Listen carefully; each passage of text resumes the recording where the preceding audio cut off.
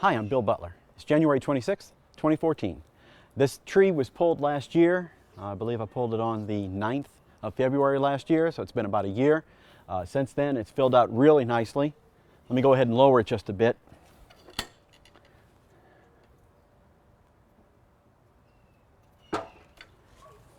As you can see, it's leafed out like crazy, branched out, I should say.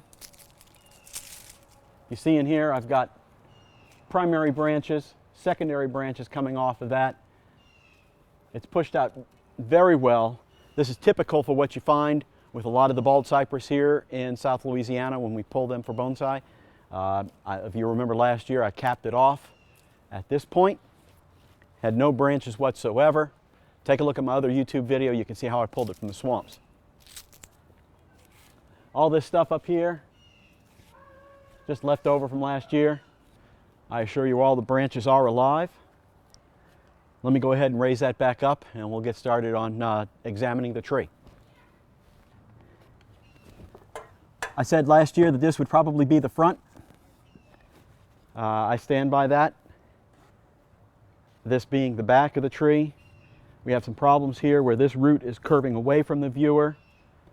The tree at its widest point is too far forward on the tree. There's no depth. As you can see, the tree goes much further in this direction.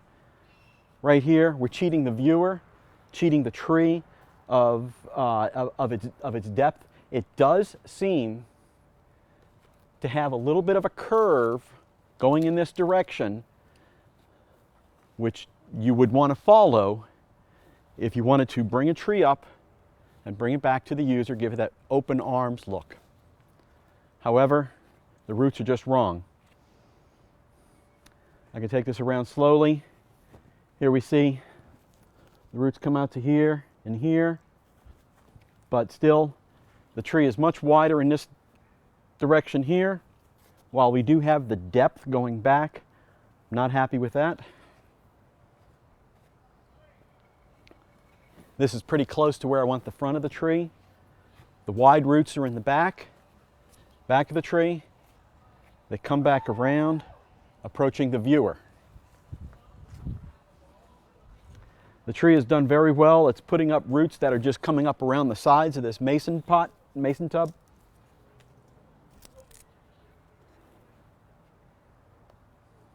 But one of the things that I've had a problem with in examining this tree is the symmetry of these main roots. Left and right back roots, left and right front clusters of the tree. Someone pointed out to me this is more of an elephant trunk. This part right here just seems to disappear right into the soil. One of the other problems with this tree is how the left and right seem to give the illusion that the tree is sitting down, as if it were perhaps a dog. Left and right back legs, front legs, the tree is just facing the viewer. I was thinking of going a typical bald cypress, upright somewhere up here. I have a upper branch that I would use to create a little, just a little bit of movement. Don't want to add too much more movement to a straight tree. Just a little bit of movement up here, and have the branches, have a first, second, back, third, fourth, and such, and just bring myself up to the top, and then have a nice symmetrical, asymmetrical, triangular shape tree. Very nice to look at, but this root up front really troubles me. So what can I do? I'm going to carve it out. I'm going to give the tree down here a bit of a hollow. You may be able to see this here, that this comes in and goes under the tree. So if I was to remove this, I'm going to create some sort of belly there. And I don't want it to heel over underneath like that, disappearing away from the view. So what I'm going to do is I'm going to carve a hollow initially up to here. We'll see if I want to go any further than that. So let's get started. What I have here is a DeWalt angle grinder. Onto the front of it, I've placed a King Arthur's Lancelot disc. And essentially it's a chainsaw on a disc, 4 inches wide. I like the DeWalt. Other models have this feature. You have a paddle switch down here. If you get into any trouble, you just let go of it. It starts shutting itself down. One other thing. These are Mechanics Impact Pro. I've got a couple of nicks on the front of these. And that concerns me. If I've got nicks on the front, it means at some point I've come a little too close to the blades and tips that I've been using, and makes me really glad I've got these gloves on. So I want to remove this, carve up a little bit.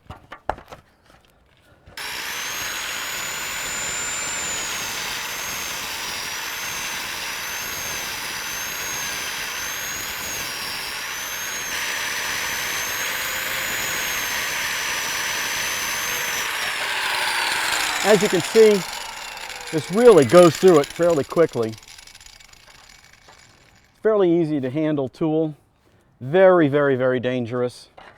You don't want to get your fingers in there while it's moving. It will just, I mean, as quickly as you're seeing it's doing this, I'd hate to think how quickly it'll go through somebody's finger and bone.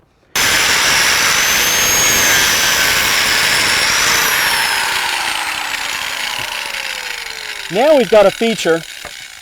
Now we've got a real heavy carve here that looks like the tree is still toppling forward. Now I was afraid of this because I didn't want to create a giant carved tree, but it's going to look so much better if I was to take this carve and bring it up to the top of the tree.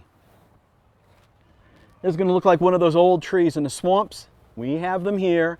Many of you may be going out there and looking at your own native trees and saying to yourself, trees don't look like this in nature. Trees look like this in Louisiana. They do. Very nice trees out in the swamp that just give you tell you a story of hurricanes and how they've come through and torn off the tops of trees and created carves, and the tree is just fighting to get back to where it was. If I'm going to carve this up to the top of the tree, I need to find out where's the top of the tree, and I need to do that before I give it this long gash up the front of the tree.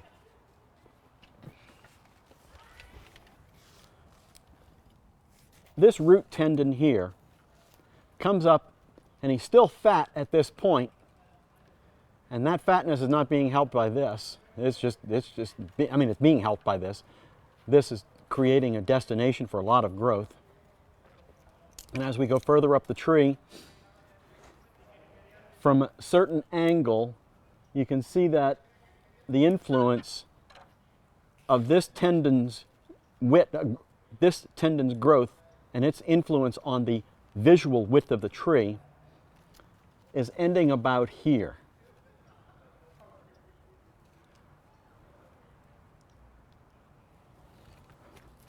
And then at that point, we're still thinning out.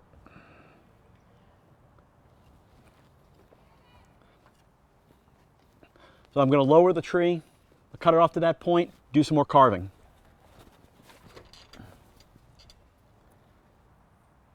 And what I'm going to do is create a curved cut. Comes down, sculpt it down a little bit, create some initial taper. That'll roll over the scar.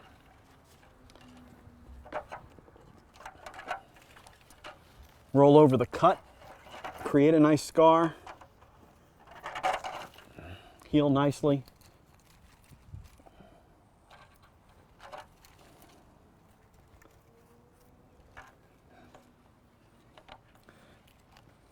Somewhere like that.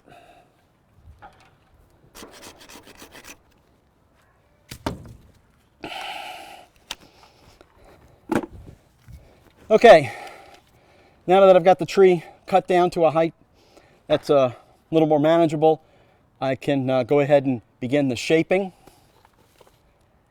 And I still do have my target branch intact.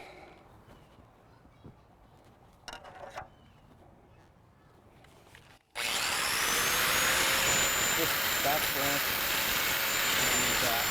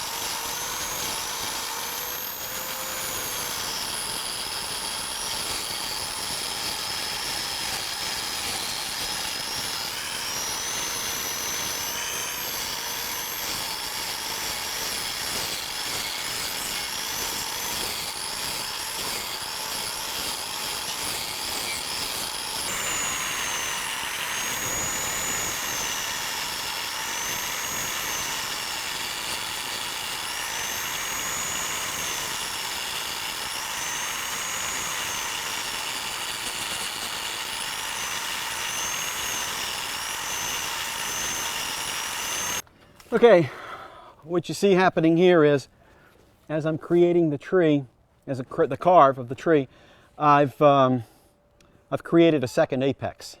Another small branch on the side. I think what might be happening to this tree is it might become a flat top. And we're just going to go for full-on age. This makes sense because with younger trees in the swamp, you don't see this on a young tree, what I'm doing now. You see it on an old tree.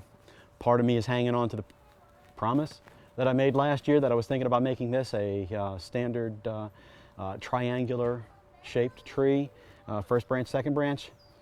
Nope, we're going flat top with it. Time to bring in my arbor tech. I've got an audience.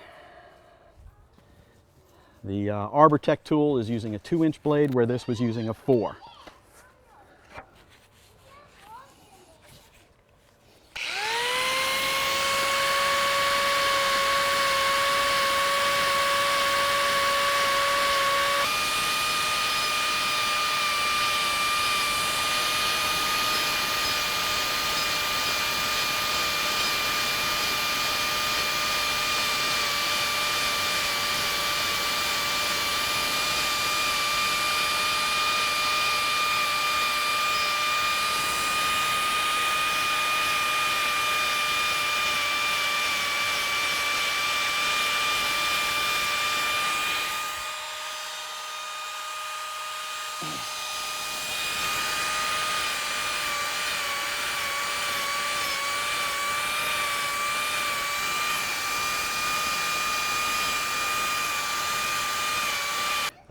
This is just a cheap die grinder, narrow shaft.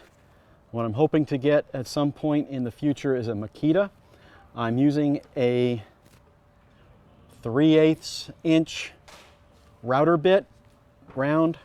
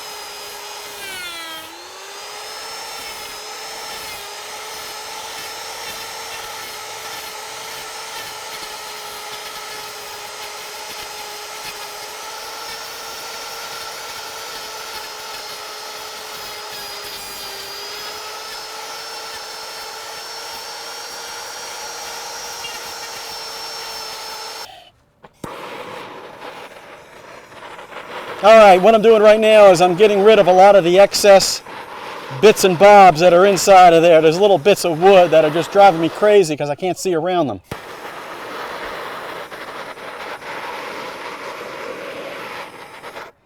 Inside of here you can see little bits, little carves that I've made into the wood. Unattractive, but then all of this is just going to be drying out and rotting away, and I'll come back through with carving tools over the years and pull out more of that. This, I don't want the gash down the middle of the tree. I don't want the gash to be centered to the viewer. I want a little bit of mystery. Invite the viewer around. Don't need to see everything about the carve all at once.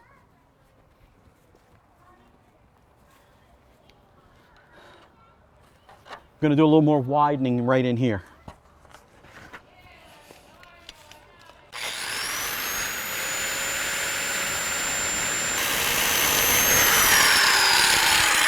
Okay, what I'm doing right now is I'm going back to the base of the tree where I had that initial talk of the belly that it curved in, and I want to not have a curve there. I want to remove the walls of that curve so that it's not as visual that it curves underneath the tree. It's just that's part of the shape. I want the shape to just kind of widen out at that point and have a hollow in there, as opposed to seeing that the tree ducks underneath, and that's just not attractive.